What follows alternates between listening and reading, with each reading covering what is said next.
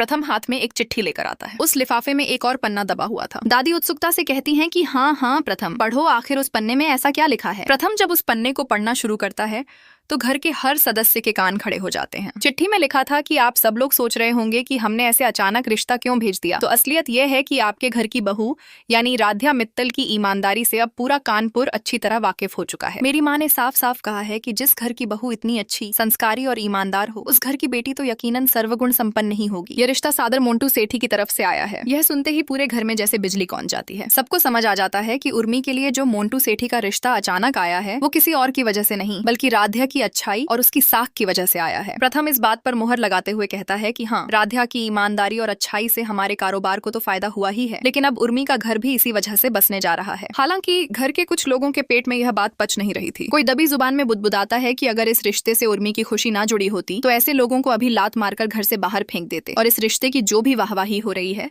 वो सिर्फ आज रात भर की ही मेहमान है। लेकिन इन सब कड़वाहटों के बीच उर्मी अपनी खुशी नहीं छिपा पाती। वो राध्या के पास दौड़कर जाती है और दिल से शुक्रिया अदा करती है। उर्मी कहती है कि thank you Radhya, thank you so much वो कंपटीशन जीतने के लिए। आज तुम्हारी ही वजह से मेरा घर संसार बसने जा रहा है। इसके बाद शुरू होता है सोशल मीडिया पर जांच पड़ताल का दौर। मोंटू जी की तस्वीर देखकर कोई कहता है कि अरे ये मोंटू जी तो बहुत डिसेंट लग रहे हैं, वैसे बुआ जी के साथ इनकी जोड़ी काफी अच्छी जमेगी। फिर ख्याल आता है कि क्यों ना एक बार सोशल मीडिया पर भी छानबीन कर ली जाए, क्या पता उनके बारे में कुछ और काम की जानकारी मिल जाए। दादी तुरंत फोटो देखकर खुशी से फूले नहीं समाती और कहती हैं कि देखो देखो, तस्वीरों से तो लग रहा है कि बहुत बड़ा और रईस खानदान है, इतना बड़ा घर है, स्विमिंग पूल है, गार्डन है। मान गए भगवान जी, आपके घर में देर है पर अंधेर नहीं। माहौल देखकर फैसला लिया जाता है कि क्यों ना आज ही इन लोगों को मिलने के लिए घर पर बुला लिया जाए। प्रथम से पूछा जाता है कि क्या उनका फोन नंबर दिया हुआ है। प्रथम जवाब देता है कि हाँ दादी, नंबर तो है। लेकिन ठीक उसी वक्त ओमकार बीच में आ जाता है। उसके चेहरे पर चिंता की लकीरें हैं। वो कहता है कि माँ, सिर्फ फोटो और सोशल मीडिया के प्रोफाइल को देखकर हम ऐसे कैसे किसी अनजान इंसान को अपने घर पर बुला सकते हैं। कम से कम उनके बारे में हमें थोड़ी बहुत जांच पड़ताल तो कर लेनी चाहिए ना, आखिर शादी का सवाल है। लेकिन दादी तो अपने ही धुन में पक्की थी। वो तर्क देती हैं कि ओमकार बेटा, जब मिलेंगे तभी तो एक दूसरे से पहचान होगी, सब कुछ आमने सामने पता कर लेंगे। और वैसे भी जिसने शगुन में इतने सोने चांदी के सिक्के भेजे हों वो खानदान तो यकीनन बड़ा और रईस ही होगा। उन बाकी थे। राध्या भी अपनी चिंता जाहिर करते हुए दादी से कहती है कि दादी माफ कीजिएगा, पर पता नहीं क्यों हमें ये बात बहुत अजीब लग रही है। बिना रिश्ता पक्का हुए भला ऐसे सोने चांदी कौन भेजता है। ना अभी कोई बात हुई है ना मुलाकात, और उन